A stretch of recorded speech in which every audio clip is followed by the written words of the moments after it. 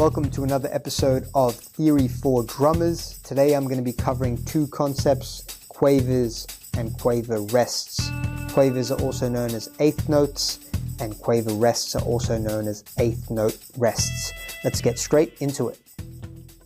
Starting off with quavers or eighth notes, you can see that there are many different ways that the quavers can be drawn. Let's look at them one by one. First off, we have a pair of quavers. When quavers exist in pairs, they're always connected together by a single horizontal line. It's important to note that it's just one line. If you see two lines connecting them, those are not a pair of quavers. There's something else that we'll cover in future episodes. When we have a quaver on its own, we always have a single squiggly line coming off the top of the stem or the bottom of the stem when you're looking at the stem's down version of the quaver on its own. The squiggle is there because if it weren't, then what we'd have is a crotchet. We need the squiggle to show that it is a quaver that's there on its own instead of a crotchet. Now, you also have the stems down version of the pair as well as the stems down version of the independent note. And you should note that just like with crotchets, you always have the stem coming off the right end of the note head when the stem is going up, and the stem is always coming the left end of the note head when the stem is going down. It is important to note that the squiggly line is always coming off to the right of the note head, whether we're looking at the stems up version or we're looking at the stems down version. It's always coming off to the right, never to the left with the squiggly line. Now that we know what quavers look like in all their different shapes and forms, let's talk about the duration of a quaver, which is half of a beat. It's different from a crotchet, which was 1 beat in duration. Now, we know what crotchets and quavers look like. Let's compare what they look like when we fill up a bar with crotchets compared to when we fill up a bar with quavers. With crotchets, when you fill up a bar with crotchets, you can only fit 4 of them in there. But when you fill up a bar with quavers, you can fit 8 of them in there. And the reason for that is simple.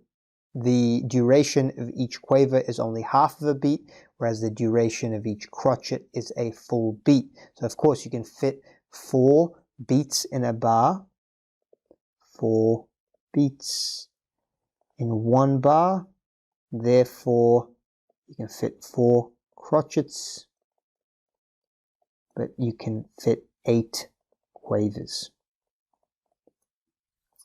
Okay, now if you can fit 8 quavers in there, they're obviously going to be played at a closer distance apart from one another, and the closer distance in sheet music relates to lesser time in between each note.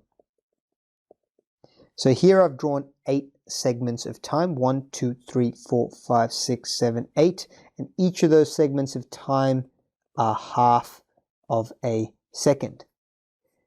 With the bar of crotchets, I'll draw 4 segments of time, and the 4 segments of time each go for 1 second. So in total, it takes the same amount of time to play 4 crotchets as it does to play 8 quavers. You just play each note half a second apart with quavers, while you play each note 1 second apart with crotchets. Now all of this is only valid when 1 beat is equal to 1 second. But like I mentioned in the previous video, it's good to imagine 1 beat as 1 second. Just when understanding these concepts, we can always change the speed of the song so that 1 beat is not equal to 1 second later when you're more comfortable with these concepts.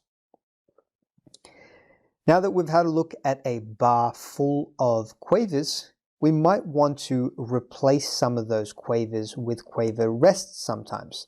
And in order to do that, we need to know what quaver rests look like. They look like this, and they exist for half a beat, just like quavers do. So if you had, let's say, a situation where you've got a bar full of quavers, but your first quaver, you want to omit it and just put a rest there instead, so you play nothing instead of playing the quaver. This is how you do it. You put the rest in at the start, and then you put in one of those quavers on its own because its partner has been replaced by a rest. After that, you've got a pair of quavers, a pair of quavers, and then a pair of quavers. Now, another thing we should mention that I didn't talk about in the previous slide is why are the pairs connected in the first place?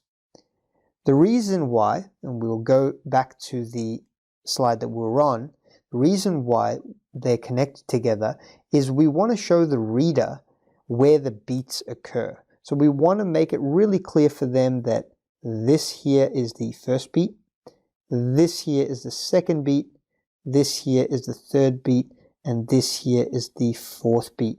And we can do that by connecting all the notes together that belong to each beat.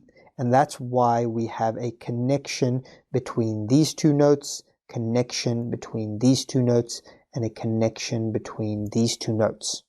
You don't have a connection between the rest and the note on its own on the first beat because we generally don't connect rests to notes that are not rests. It just makes it more confusing than it needs to be. Okay, so like we talked about resting on the first beat, we can also rest on the second half of the first beat, like this. We would put a quaver on its own, followed by a quaver rest, and then we'd do a pair of quavers, pair of quavers, pair of quavers. We'd end up with 4 beats in total if we did it that way. The only thing is, that is not the way we're going to see it usually when we look at sheet music in all its different sources. The reason why is because you've got half of a beat here, and then you've got half of a beat rest there, which means that between your first hit and your second hit, you've got 1 beat of distance in time. If you've got 1 beat in distance of time between the first hit and the second hit, why wouldn't you just make your first note a crotchet? That is the perfect use of a crotchet instead of using a quaver and a quaver rest. And so that is what is done in most situations. You will rarely see sheet music that's written like this. You will instead see sheet music written like this if your idea is to play the first note of the first beat and then play half a beat worth of notes all the way till the end of the bar. This is a lot cleaner way of playing it. You still have notes that add up to 4 beats, so you're not breaking any rules there, and you're conveying the exact same idea that this bar is trying to convey. Now, the final thing I want to talk about before we wrap up for this episode is I want to go back to the bar of quavers, and I just want to quickly write down the counting. Like we mentioned for crotchets, the counting was very straightforward. It was simply 1, 2, 3, 4.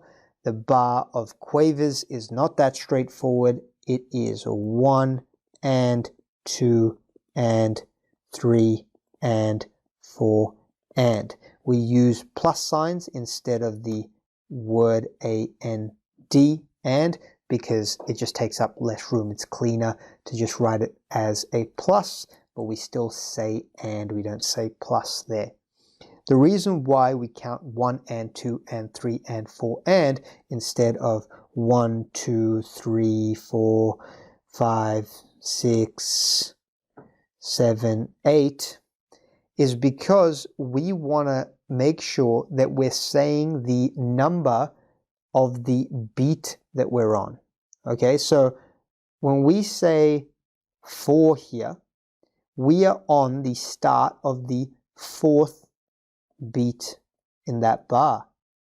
If we just use this counting, we'd be saying 7 when we're really on the start of the 4th beat.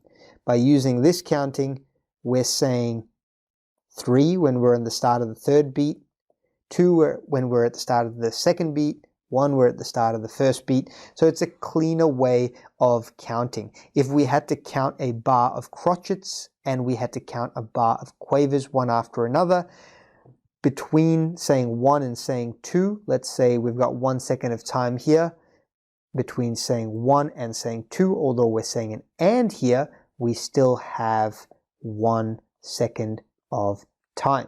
That consistency is really important when you're playing bar after bar, some bars being entirely in crotchets, some bars being entirely in quavers, and some bars being in a combination of both. Thanks for watching till the end, guys. I really appreciate your time and your attention. If you'd like to watch more Theory for Drummer videos, or you'd like to test out your theory knowledge while supporting the creation of this content, you can do so by heading over to my website, marnirasal.com/theory4drummers. Other than that, please do the usual: like, share, comment, subscribe, and make sure you click the bell icon to be notified of future videos. Thank you guys. See you at the next one.